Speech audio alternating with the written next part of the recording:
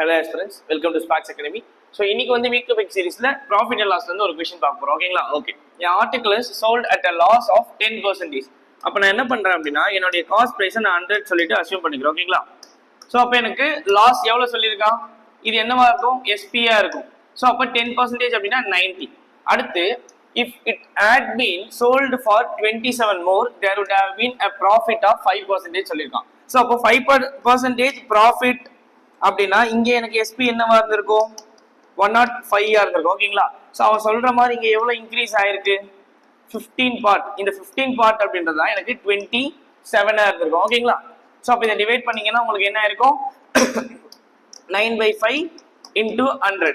So அப்போ 180 rupees அப்படின்றது தான் எனக்கு காஸ்ட் பிரைஸா இருந்திருக்கும். ஓகேங்களா? ஓகே.